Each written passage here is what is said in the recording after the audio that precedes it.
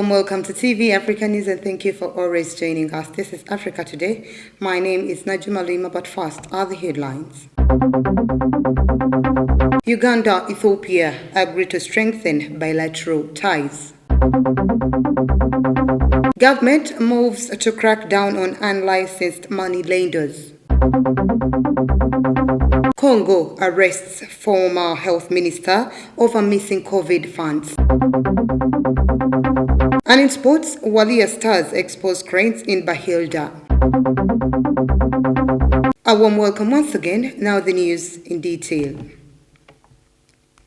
Uganda and Ethiopia have agreed to further strengthen cooperation in bilateral, regional and international issues of common interest. President Museveni yesterday held a meeting with the Prime Minister of Ethiopia, Abiy Ahmed Ali, who was in Uganda on a one-day working visit where the two leaders discussed various issues. We have more. According to a short press release by the President Press Unit, Abiy, who was in Uganda for one-day visit, met Museveni at State House in Tebe and held bilateral talks whose nature was never disclosed. The State House said that two countries are strong trade partners and cooperate in various peace processes in the region. The meeting comes at a time when Ethiopia is grappling with major humanitarian crisis caused by insurgency. Abiy appreciated President Museveni for a warm welcome to Uganda and important deliberations on various bilateral and regional issues.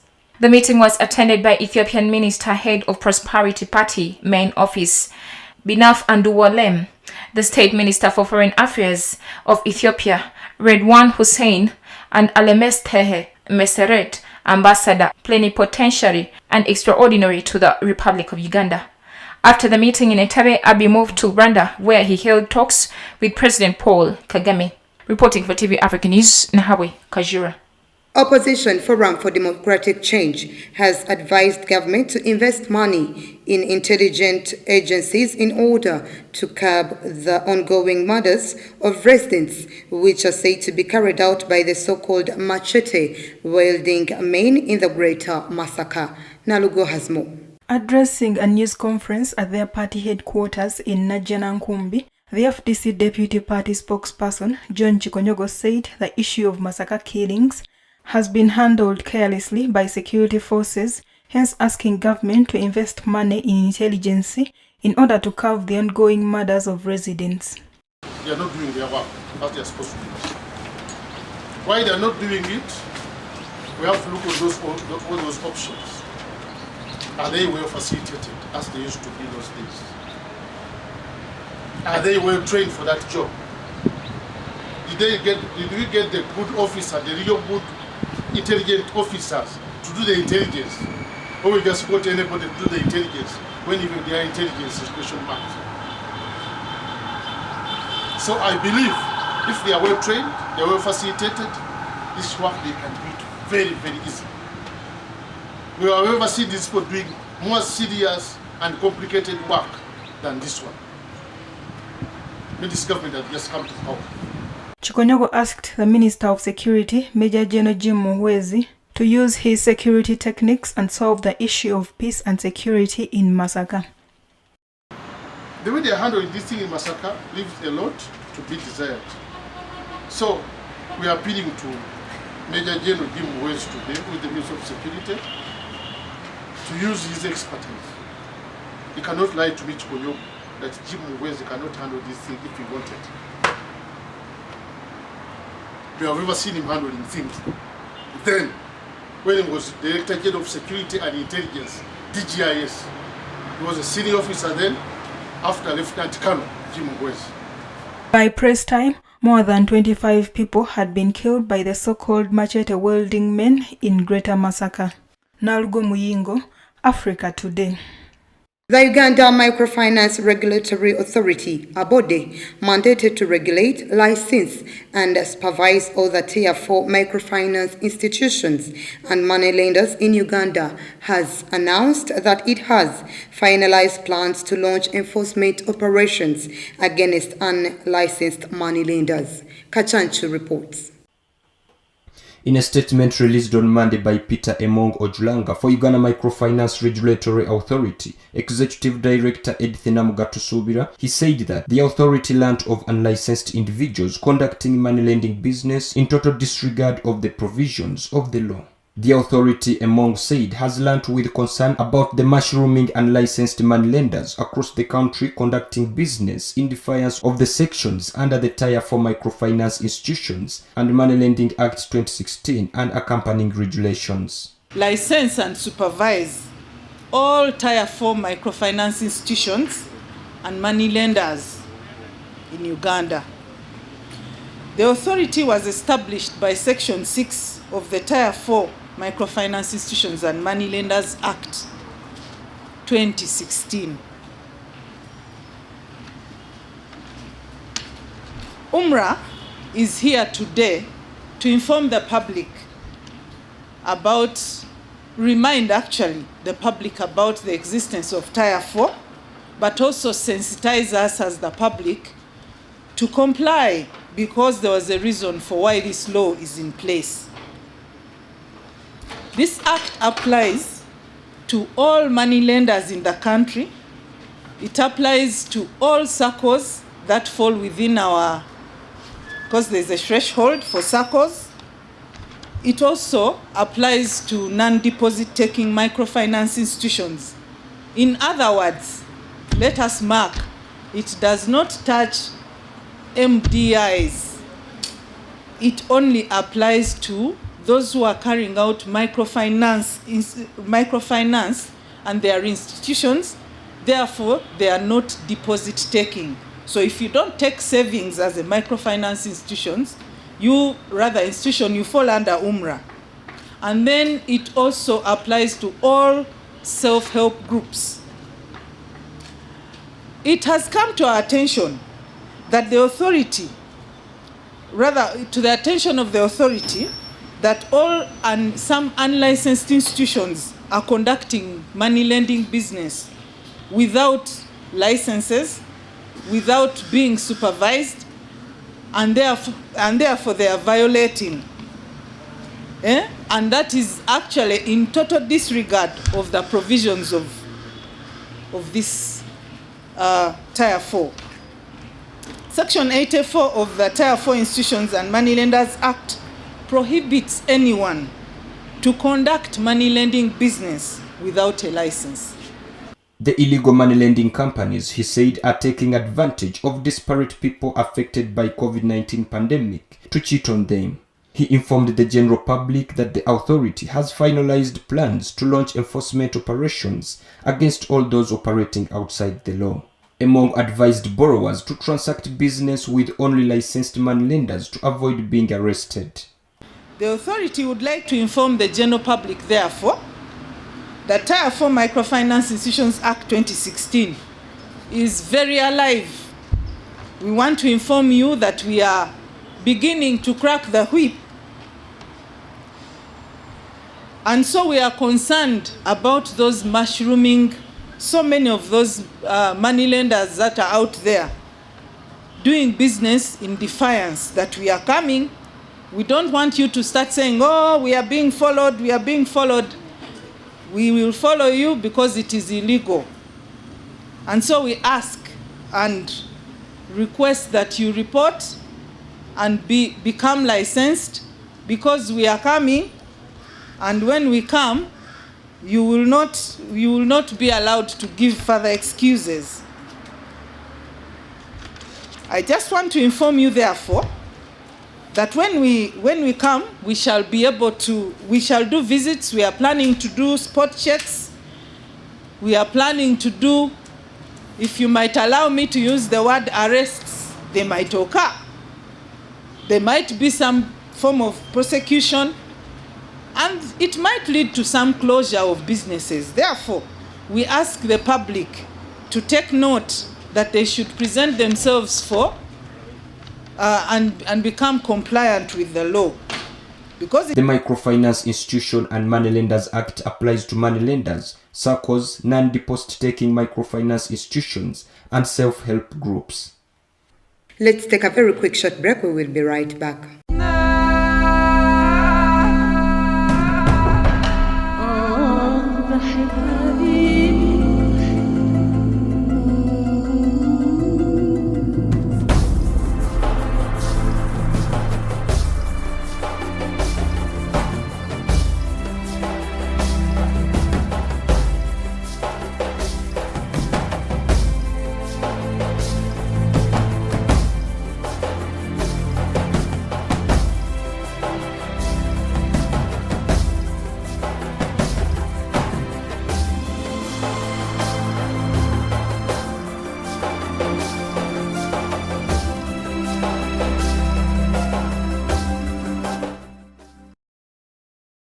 Welcome back. You're still watching TV Africa News, The Right to Know. The former Minister of Health of Democratic Republic of Congo, Eteni Longondo, was placed on Friday under provisional arrest for alleged misappropriation of funds allocated to the fight against coronavirus pandemic, according to prison and government sources. The transfer of the former Minister of Public Health, Dr. Eteni Longondo, to the prison took place in the early evening, according to several sources contacted by media. Mr. Eteni Longondo, Minister of Health from 2019 until last April, is accused of misappropriation of public funds allocated to the response against COVID-19, according to the Association of Access to Justice. In August 2020, the General Inspectorate of Finance has suspected the former Minister Longondo of having embezzled more than $7 million intended for the fight against the COVID-19 pandemic in the Democratic Republic of Congo, whose management is characterized by the absence of supporting documents of expenses made. Congolese President Felix Tshisekedi has made the fight against corruption one of the priorities of his term.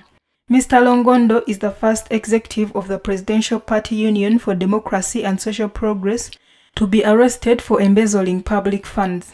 The former chief of staff to the Congolese leader, Vital Kamahe, was sentenced to 13 years in prison for embezzling more than $50 million to build prefabricated houses for the military and police. In Eastern Democratic Republic of Congo, where approximately 2,000 people whose homes and fields were destroyed by a volcanic eruption have created temporary homes made from plastic bags and sticks while they wait to be rehoused.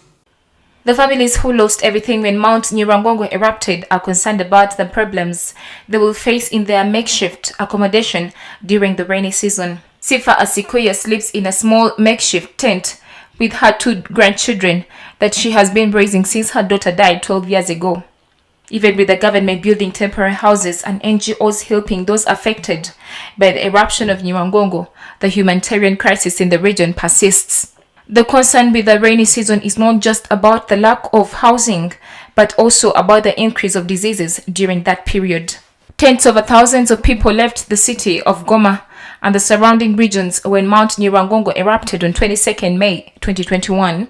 Spewing lava near the city, while destroying houses and killing more than 30 people. The displaced residents were forced to move again 1 week later, when authorities raised the alarm due to the possibility of another volcano eruption. Mount Nyiragongo, one of the world's most active volcanoes, also erupted in 2002, leaving hundreds dead. South Sudan security forces have arrested 7 people, including a top religious figure, as rights group warn of widening crackdown on critics in the East African nation, according to a civil society organization on Saturday.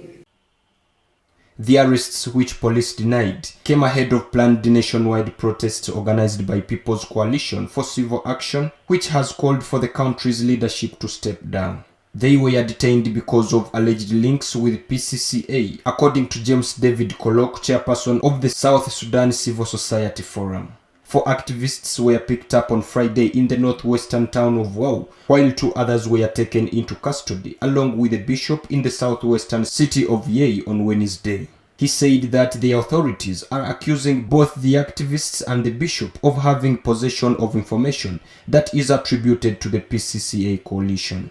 He added that heavy police presence has been deployed in parts of the capital Juba this weekend, urging citizens not to take part in Monday's protests branded by authorities as illegal. On Friday, security officials briefly detained 3 journalists and shut down their radio stations in eastern Jonglei state. The world's newest nation has struggled with civil war, famine, and chronic political and economic crisis since celebrating its hard-fought independence from Sudan in 2011. About 350 migrants tried unsuccessfully early on Saturday morning to cross the fence separating Morocco from the Spanish enclave of Melilla, according to a Spanish government spokesperson. This widespread border violation was widely perceived as a punitive measure taken by Morocco. Let's take a look. The Spanish border guards were alerted around 5:30 a.m. by their Moroccan counterparts that a group of 350 sub-Saharan Africans was trying to climb the fence near the border post of Barrio Chino. The Guardia Civil then dispatched a helicopter to report them.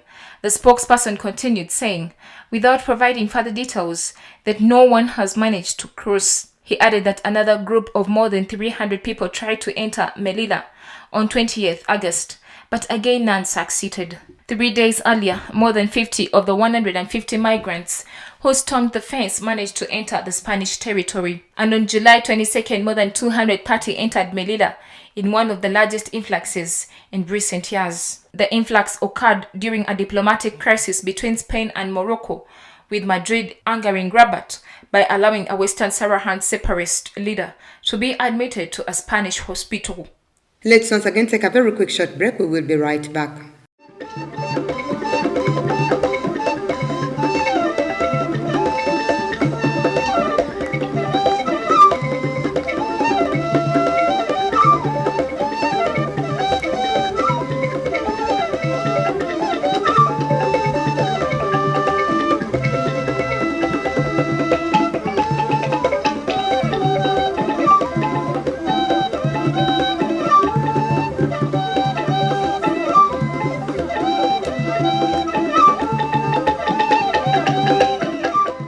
Welcome back. You're still watching TV Africa News, the right to know. In our business news today, Congo will take over organization of the petroleum exporting countries, rotating a presidency in 2022, succeeding neighbors Angola.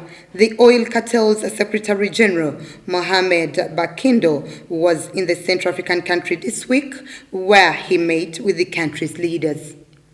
With 2.9 billion barrels of oil reserves and 10 trillion cubic feet of natural gas, that Congo is driving development across the entire energy value chain. Congo's state oil company, SNPC, has emphasized the role that natural gas will play in alleviating poverty and positioning the country as a regional energy hub. In recent years, the country has seen a drop in oil reserves due, among other things, production cuts imposed by OPEC amid concerns that producers Total and Eni are cheating the country. To broaden its tax base, the government has cancelled tax and customs exemptions granted to oil companies for more than 30 years, a move welcomed by activists. Congo is the third largest oil producer in sub-Saharan Africa after Nigeria and Angola, with an estimated production of 336,000 barrels of crude oil per day.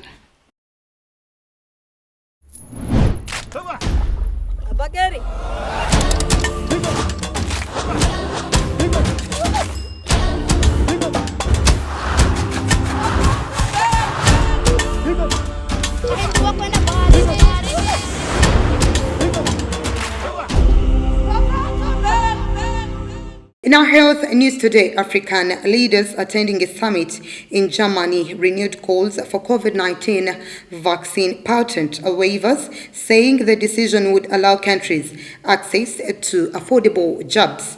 Africa has administered the least vaccines of any continent, while some richer countries have inoculated nearly their entire adult populations. South African President Cyril Ramaphosa said that African leaders expressed their disappointment and unhappiness, adding that it's not fair that Africa has only vaccinated only 2% of the entire population of the 1.3 billion population, and yet The more developed countries in the north have vaccinated up to 60%. German Chancellor Angela Merkel, who has rejected calls to waive vaccines patents, said it was a dramatic injustice that Africa's vaccination rates remained low, yet European countries have vaccinated more than 60% of their population, adding that the availability as well as the production of the vaccines is linked to the economic well-being of the African continent. African countries have mostly relied on multilateral and bilateral donations, which the activists have called the inequity vaccine apartheid. On Friday, German laboratory BioNTech announced that it was aiming to set up vaccine production centers in Rwanda and Senegal next year.